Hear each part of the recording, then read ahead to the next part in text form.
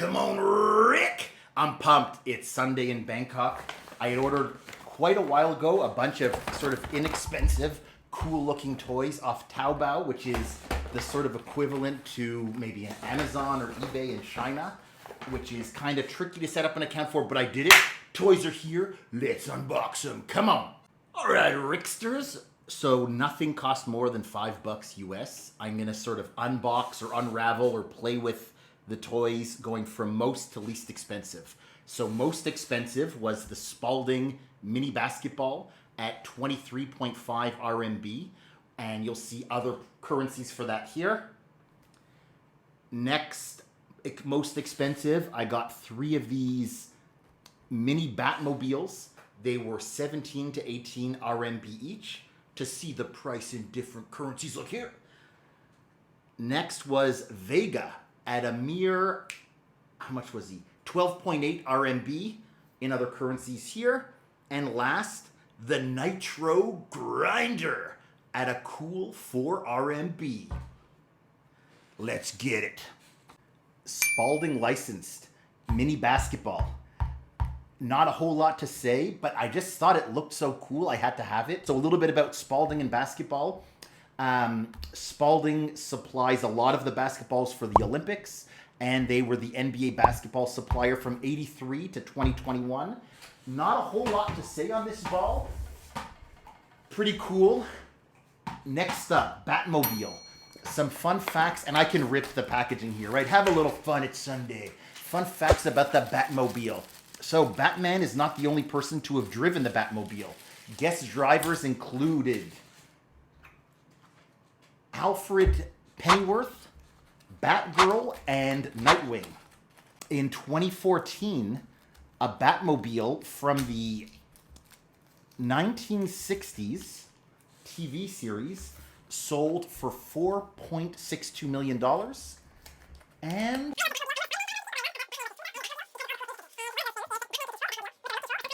what I like about it is they have all the different themed from the way different years. You can see the kind of old school versus the new school. So I would say they go pretty straight. Let's see, do they fall apart when they hit the floor? We'll try all 3.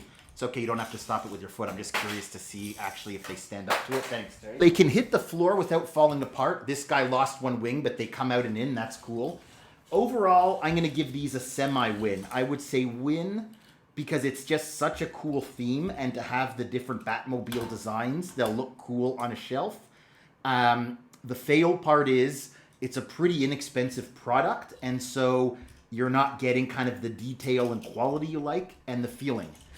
Next one, Vega. Vega is one of my favorite Street Fighter 2 characters. Why? What's some stories about Vega? Vega was a bullfighter in Spain and then studied ninjutsu in Japan. His mother was this beautiful lady and was murdered by his stepfather, who was said to be this incredibly ugly man. And subsequently, maybe as a cause of that, Vega became this narcissistic character. And so Vega, which we'll do a zoom in a bit, wears a mask, which is actually not to hide his face or to be anonymous. It's to protect his face out of vanity. And he has this claw he uses as strikes. And so Vega's character is fascinated by people like Chun-Li for their strength and beauty. And he is has this sort of fear or animosity towards ugliness. So he's just this very interesting sort of character. And I believe he's the first Street Fighter 2 character to sort of incorporate and use the background. He could climb the wall of the cage and then strike. Anyways, really cool to study a bit about Vega. This figure, I don't want to say it sucks. I mean, it's pretty, it was really inexpensive. It's copyrighted. It says it's licensed by Capcom, which is pretty cool. Yeah, it's cool. I'll be honest, with figures, I tend to like stuff more kind of like this. For small Street Fighter figures, I tend to go for more sort of like pudgy, chubby, or sort of chunky clunkers. I was wanting a more sort of realistic, I tend to like more something like this, right? But again, this is super inexpensive and just a cool little thing. It's one of those ones you see it, so just buy it. live it up. Nitro Grinders. So I watched a video from, I think it was a Norwegian advertisement from a few years ago for this toy. And how did it describe it? It said, easy to use, but hard to master. So this is a very inexpensive, right? We're talking like less than $1 toy. There's over 60 variants, and you can actually buy, I believe, little ramps for them. This guy's traveled, he's probably been to multiple countries over the course of his production and life before making it to Thailand to get on my desk, and he's under $1, right? So how much can I ask of him? And I've got to say, the action on him, he's running straight, like straightforward. He might be the winner of the day. Let's see if when he hits the floor, if he falls apart. Oh, he hit to his foot. Do you mind passing him to me? Because you gave him a little bit of a cushion. Sorry for that. Did it hurt? Okay. So he won't hurt your foot if you... Oh! And okay, so it's kind of cool that because the middle is cheap, but also subsequently or correspondingly very light, and he sort of has this propensity to just land on his wheels and keeps on going. Okay, so you know what? This guy, I'm going to say my favorites, and we will do a zoom in. All right, Ricksters. Shout out, by the way. We've got some pretty amazing people that watch these videos consistently commenting. Amazing. So here's our Spalding NBA official high bounce ball. Not a lot to say, but this is probably my second favorite. I'll decide at the end, but I actually really like that. Next were the Batmobiles. And these guys, at the price, you can't complain. But it's one of those things where then now that I have it, I say, oh, I wish they had one that was 3, 4, 5 times the price at a slightly better quality, and I would want to play with them more, kind of have them on a desk in my sort of home office. But here's a view of them. It's sort of it's kind of, I don't know how to describe the material.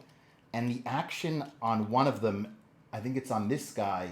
It's almost like one of those ones where it wants you to pull it back and then it springs forward, but it doesn't do that. So I don't think I'll bother with a follow-up review of him, but anyways, and it's not a knock on this company because my understanding is, and I could be wrong, but I think this Tomica, I might not be pronouncing it correctly. I think they're known to have different lines and different qualities. So maybe I will actually try and find one of their higher end produced toy cars and have a play with that. These little wings are going to fall out 100 times, but how cool is that? I believe this is like the 1960s or 1930s style Batmobile, a really old one. And I love that.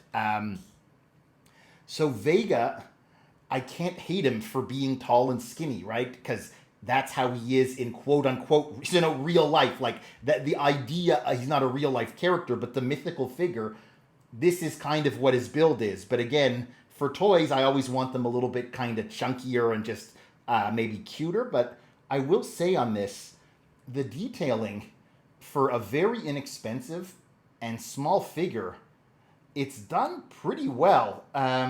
You can kind of see, like, if you look, let me get it up here. You can see some slight kind of purple smudging on the sock. But if you're looking at the cleanliness, like look at the transition from, do you like that whistle? The transition from silver to purple. This is painted pretty cleanly for an inexpensive and small figure. I mean, overall, I'm going to give this guy a win because he's made well.